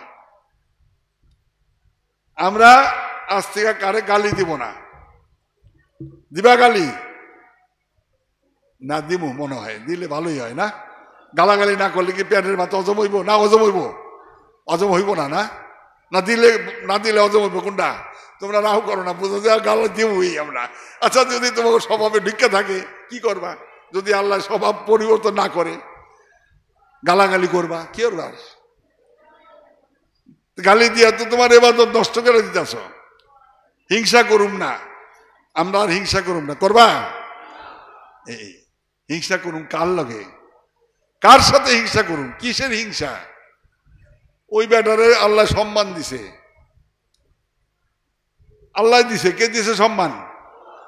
ওই ব্যাটারে অপমান করছে, কে করছে? আল্লাহ কয় 2টার সময় আমার হাসি পায়। কি? আমি যখন কেউ সম্মান দিতে চাই, তোমরা চাও অসম্মানী করতে, অপমান করতে, তখন আমি হাসি। খোদা যে আমি চাই ওরে অপমান, সম্মান দিতে, তোরা চাস অপমান করতে। আবার আরো সময় হাসি পায়, আমি যখন কাউকে অসম্মানই করতে চাই, তোমরা চাও তাকে সম্মান দিতে, তখন আমি হাসি পাই। আল্লাহ যেটা চায় সেটা হইব না আমরা যেটা চাই সেটা হইব? কোনটা? আল্লাহ যেটা চায় সেটা হইব। তা আল্লাহর উদ্দেশ্য যে আমি যেটা চাই এখন শোনো, আমাদের মধ্যে অনেক আছে, অনেক ভক্ত আছে। বেলাল নবীর এত ভক্ত, লোক বাইরে গেছে, এত শান, আমার মুর্শিদ যে গুণী আমার এক ভাই আর এক ভাই, এত এত শান না। আর শানটা কেমনে কমান যায়? হিংসা কিন্তু বহু দিক আছে। শান কেমনে কমান যায়? হার বদনাম গাইতে থাকি। শান কেমনে কমানো যায়? হারে জাদু টোনা করতে থাকি, আর নামায় দেই। কি হইব তাতে? আল্লাহ তাআলা কিন্তু তা করতে দিব না। আল্লাহ সম্মানটাকে আল্লাহ দিতে চায় না পাবলিকে দিতে চায়? আল্লাহই দিতে চায়। সম্মান কেউ আনে না হাতে করে, আল্লাহর অলি কেউ নিজে বানায় না, আল্লাহই বানায় নাকি? আল্লাহ যারা কবুল করে সেই তো অলি হয়। কিন্তু এই যে আমাদের তরিকতের মধ্যে এই হিংসা, কারণ সব আল্লাহর অলি গো এরকম বান মারছে, জাদুটনা করছে। কইবা যে এটা কোন কি বাবা আপনারও মারে? বলে মারবো তো, এটা তো তাদের একটা লাইন। খাজা বাবারে বান মারছে, বড় বিশ্ববারে বান মারছে, আমার নবীরও বান মারছে। জানো না কত বড় কঠিন বান মারছিল? চুলের মধ্যে গিরা দিয়া। যখন আল্লাহ নবী একদম 1 বছর ভুগছিল বানে অসুখে, তখন আল্লাহর কাছে ফরিয়াদ, আল্লাহ আমি তো আর সহ্য করতে পারি না, কারণ আমি এখন নবুয়ত প্রচার করতে যাই, আমার ভুল হয়ে যায়। বান এমন ব্রেনে গিয়ে আঘাত করে, তোমার স্মরণ শক্তি কমাই দিব, সব কিছু করবো। আমি তো আপনার সেই ইসলাম প্রচার করতে পারতাছি না, আমার এই নবুয়তে। কিন্তু আমার যে বান মারতেছে আল্লাহ জানে না? আল্লাহ রসুল কিন্তু ভালো করেই জানে, কিন্তু তারপরেও অভিশাপ করে নাই। জিবরিল আলাইহিস সালাম কইল, হে রাসূলুল্লাহ আপনাকে তো বান মারছে। কে মারছে? কই দেশের এক মহিলা জাদুগর বান মারছে। বলে হ্যাঁ। তাহলে কি করতে হইব? কয় যে কুয়ার ভিতরে আপনার মাথার চুল নিচে নিয়া 11টা গিরু দিছে, কুফুরি কালাম পড়া চুলের ভিতরে গিরু দিয়া পাথরের নিচে বাইন্দা ওইটা কুয়ার মধ্যে ফালাই দিছে। কাজে এই বান ছাড়ানোর কোনো পথ নাই। কথাটা খেয়াল করছো? কুয়ার ভিতর থেকে চুল উঠাইতেও পারবো না, আর বান কাটতেও পারবো না। কত কঠিন বান! জিবরিল আলাইহিস সালাম কি হলো? কুয়ার ভিতর থেকে চুলটা উঠাই দিল। আল্লাহ নবীর দিকে উঠাইছে। তুমি আমার মারলে আমরা চুল পিছায় পাবো? কত কঠিন বান জানতো আগে আরব দেশে। উঠাই দিছে। তখন কইছে, ইয়া রাসূলুল্লাহ একটা একটা করে গিট্টু খুলেন, আর 11টা আয়াত কুল আউযু বিরাব্বিন ফালাক ফালাক ফুদেন, গিট্টু করেন।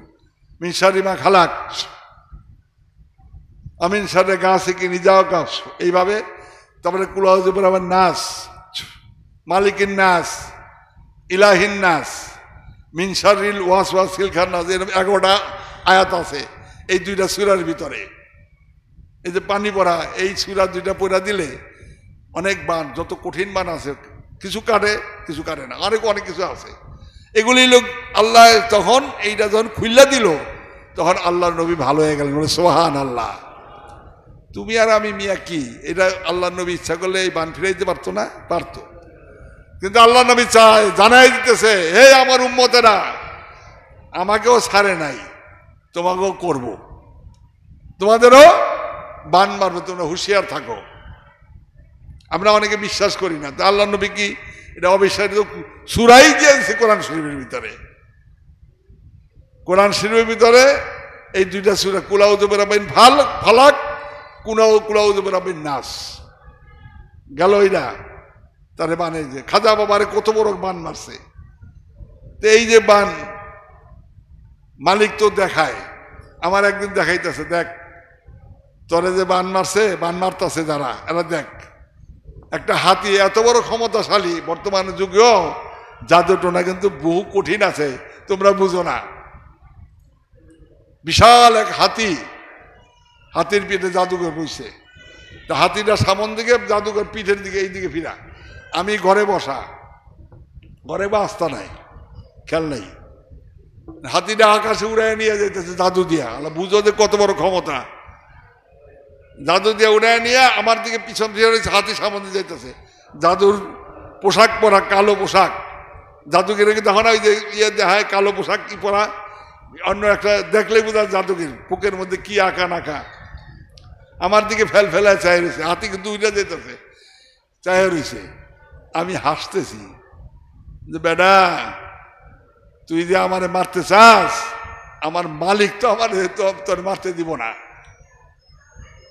মালিক যদি সহায় থাকে ভয় আছে? কোনো ভয় নাই, বরং যারা এগুলি করব তারাই নিপাত হইয়া যাবে, যাবে না? আল্লাহ তখন যখন আল্লাহর উপর নির্ভর থাকে, আল্লাহ কিন্তু আমার শান আরো বাড়ায় দিব। এটা তো আল্লাহর পরীক্ষা, ধৈর্য ধরতে হবে। কিন্তু আমি তো অভিশাপ দিতে পারব না, বরদোয়া করতে পারবো না। তুমি যদি অভিশাপ সহ্য না করো, আল্লাহ কবে আমার এই বান্দার সহ্য নাই, ওর পরীক্ষার নম্বর কম। বুঝছো কথা নাকি? কিন্তু দুঃখ লাগে যখন আমার আশেক ভক্তকে বান মারে, বহু কষ্ট করে অনেকে, বহু কষ্ট, ভালো লাগে না। আর একবার না, বারবারই মারতে থাকে। আগে বান দিয়ে একবার মারতো, কথা প্রসঙ্গে কথা এসে যায়। এখন একবার মারে না, বারবার বান মারে। কিন্তু যে মারে হয় বুঝে না যে সুরেশ্বরের যখন একটা গদি নিশিন, সুরেশ্বরের আওলাদ, তারে মালিককে জানাইলে সে সব জানে, এটা বুঝে না। মনে করে কিছুই দেখে না, কিছু জানে না। আমার জিন্দিরা এরকম করতে এক ভক্ত আসে, খুব কঠিন বান মারত। ওই কামরঙ্গের চরে এক মহিলা, পাশেই আমাকে সুরেশ্বরের খানকা ছিল, ওই খানকার পাশে আবার হ্যাঁ একটা ডেবরা বানাইয়া এই বান মারতো। আমার কাছে আইতো আশেকেরা, একজন খুব সিরিয়াস অবস্থা, বারে বারে মারে। তা আমার কাছে খুব কান্দাকাটি করলো। আমি চিন্তা করলাম যে এই বান আমারে মারে নাই, ওগো মারছে, এইবার আমি আল্লাহর কাছে ফরিয়াদ করতে পারি।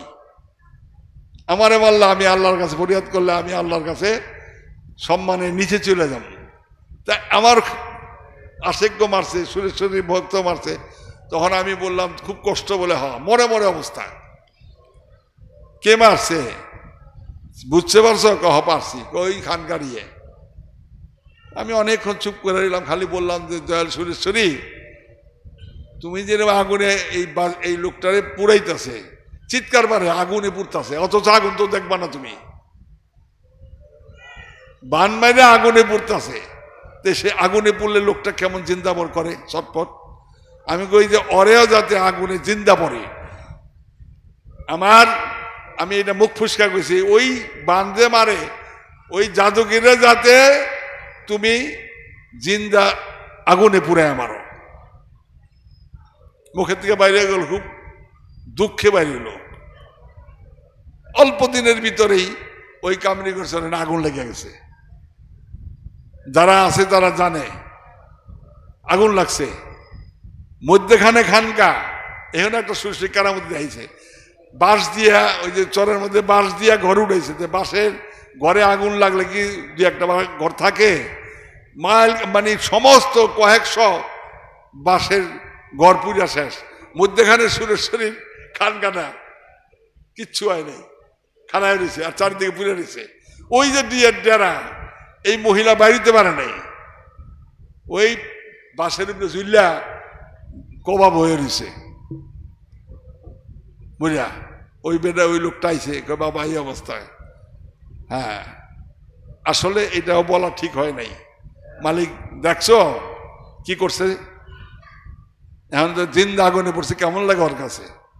তাহলে আল্লাহর ওলির সাথে বাজাবাজি করা ঠিক না। সুরেশ্বরী লেখছে, আল্লাহর পাগলের সাথে বাজাবাজি করলে যদি অভিশাপ দিয়া বসে, তাইলে তোমার 14 গোষ্ঠী তোমারে বাঁচাইতে পারবো না। জুন্নুন মসির অভিশাপ দিছিল, ডুব শব্দকে সারতে পারে নাই। পরে এক মৌলবী মুজুম্ম মুসরি খুবই করতো, তো সেই নৌকায় 8-9 জন লোক আসিল।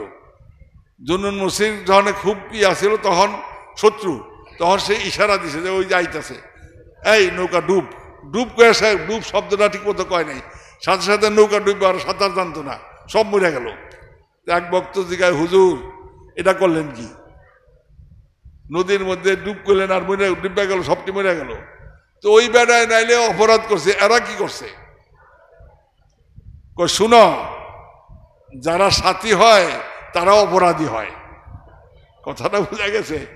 অপরাধীর সাথে যে চলে সাথী হয় তারা অপরাধী হয়। একটা পিঁপড়া কামড় দিলে ডলা দিলে 10-15টা পিঁপড়া মরে যায়, তাহলে হাট লগে চলাফেরা করে কেন? যাই হোক, অনেক কথা কইলাম আমরা আজকে।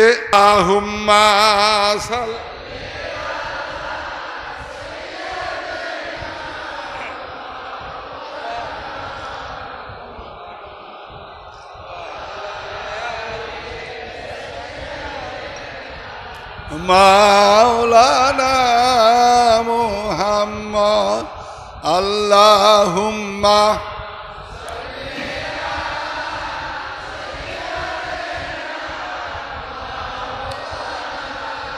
মুহাম্মদ আলাইহি।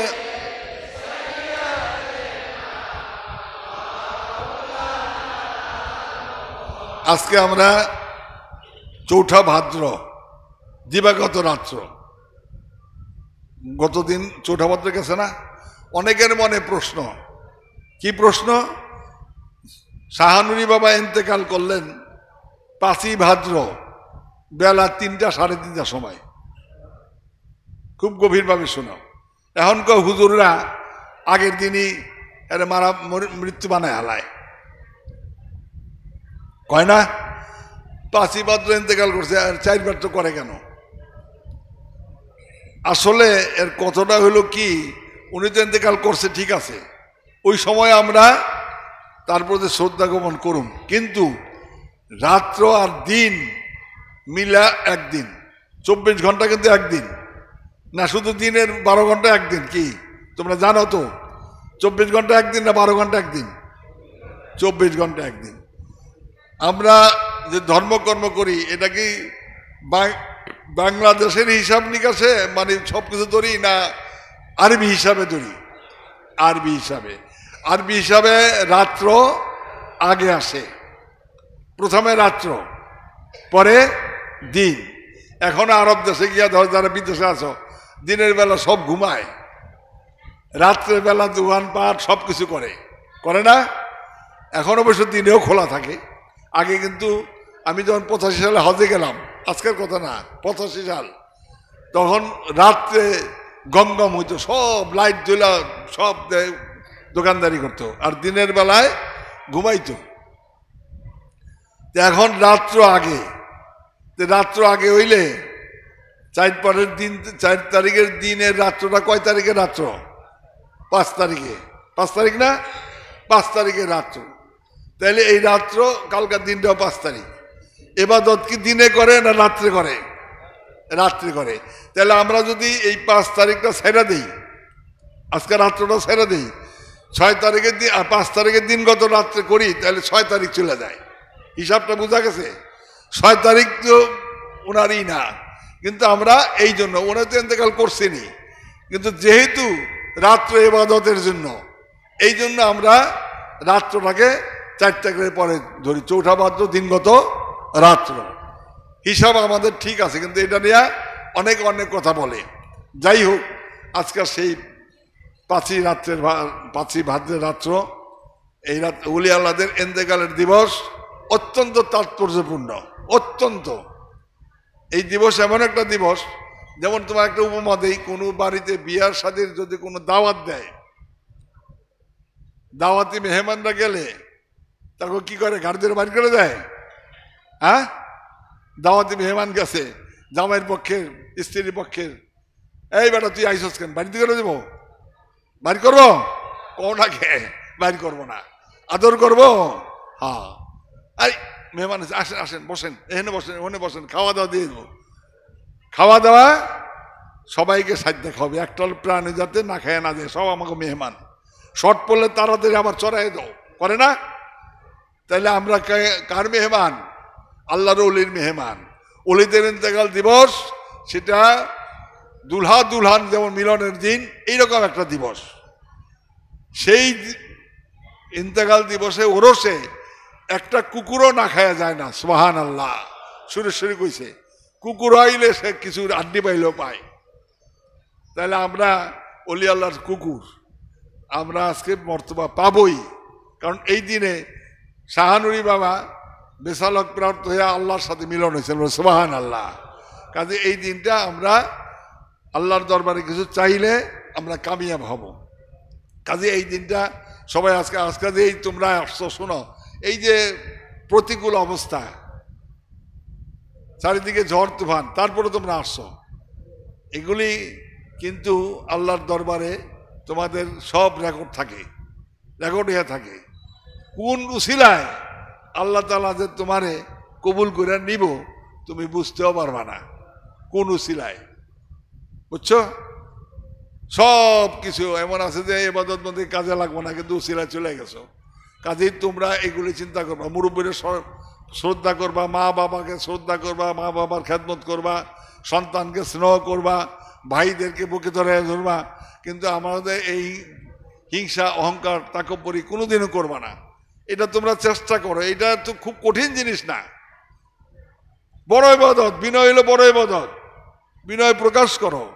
আমি বিনয় কেন করবো না? হ্যাঁ, অনেক সময় কইতে পারো যে অহংকার, অহংকারটা কি বলে? আল্লাহর ওলিরা অহংকার করেন, এটাকে গর্ব।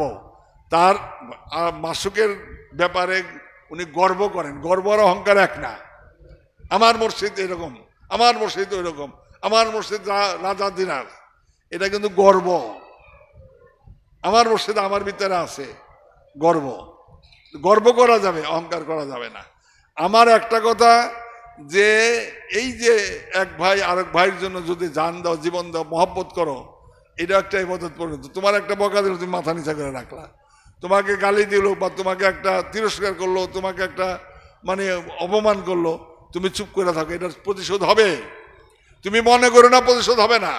তোমাকে যদি আজকে অপমান করে, আল্লাহরই কথা, রসুলেরই কথা, সে অপমানিত হবে, দুনিয়াতেই হবে, আখেরাত তো হবেই। তোমরা দেখো, চারিদিকে তাকায় দেখো, তাই হয়, হইতেছে। তুমি আজকে এক বাইরে অপমান করলা, তোমাকে নিশ্চিন্ত তোমাকে অপমান করবে আল্লাহ। কইতে পারে হ্যাঁ অন্যায় করছে, অন্যায় করলে তো অপমান করার দরকার নাই, এটার বিচার আচার হইলে অন্য কিছু হইব। তোমার বিনয় তুমি করে যাও। এই যে কথাটা, এগুলি আমি কই তোমাদেরকে কারণ আছে। তোমরা মানুষের মতো মানুষ হয়ে যাও। ফেরেশতা, ফেরেশতা তো কিছু না। আমার কাছে আইসা, আমার যখন অল্প বয়স, তখন কইতো অনেক আশেক ভক্তরা, ভাইজান বলে কি, আবার কইতো বাবা বলে কি, আমার দোয়া করেন। কাহা যাও দোয়া করুন, মানে মানুষ তো অন্যরকম ওয়াজ শুনে, আমার দোয়া করেন আমি যাতে ফেরেশতা হইতে পারি। আমি হাসতাম, বলে দেখো এত থার্ড ক্লাস দোয়া আমি করি না। এটা কি কন, ফেরেশতা হয়ে যাইতে পারি, এটা কইলে আপনি থার্ড ক্লাস করলেন? বলে হ্যাঁ, এটা হলো থার্ড ক্লাস দোয়া। এখন এরা অস্থির হয়ে গেছে, হুজুরে কয় কি এটা? আমি কইলাম, জিগাইলাম, ওই মিয়া বলে কি, এই সৃষ্টির শ্রেষ্ঠ সৃষ্টি কোনটা? আদম, ফেরেশতা, জিন, ইনসান কোনটা? আদম। তুমি কি আদমের সন্তান? বলে হ্যাঁ। ফেরেশতারা এই সৃষ্টির শ্রেষ্ঠরা। ফেরেশতারা যখন আদম আলাইহিস সালামের সৃষ্টি করলো, তখন কি করলো? ফেরেশতাকে সেজদা দিতে গেলে বলে হ্যাঁ। তা আদম বড় না, সে ফেরেশতা বড়? আদম বড়। তাহলে তুমি ফেরেশতা হইতে চাও, তোমার ডিমের সন্তান আমি করতে পারি না, আদম সন্তান হইতে চাও। ফেরেশতাকেও যদি তুমি যে কও দোয়া করেন আমি ফেরেশতা হইতে পারি, তো তুমি ডিমেশন হয়ে গেল, প্রমোশন না। তুমি বলো যে আমি আদম সন্তান হইতে চাই, আমার দোয়া করেন। ফেরেশতারা তো আদমকে সেজদা করছে, করে নাই? আল্লাহ তো কোরআনে স্পষ্ট লেখা দিছে, করে না? দেখে কয় সে ফাসাদ সৃষ্টি করলো, আমি হুকুম দিলাম তাকে সেজদা করতে। কে তাকে নিষেধ করলো? রাগ হইয়া কয় আল্লাহ, আমি হুকুম দিলাম সেজদা করতে, ইবলিসকে কে নিষেধ করলো? সে ফাসাদ সৃষ্টি করলো। ফাসাদ সৃষ্টি করলো কে করলো? যে নিষেধ করছে, তাকে গেট আউট করে দিল। কথাগুলি খুব বুঝতে হবে। ফাসাদটা সৃষ্টি করলো কে? ইবলিস। হুকুমটা দিছে কে? আল্লাহ। আমি একটা হুকুম দিলাম, আমার এগেইনস্টে যদি গাই এটা মান্য না,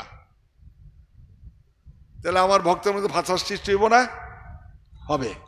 যাই হোক, এগুলো অনেক ইয়ের কথা। তা আমরা চাই সবাই সবার জন্য দোয়া করবা, সবাই। কার দোয়া কাজে লাগে বলা যায় না।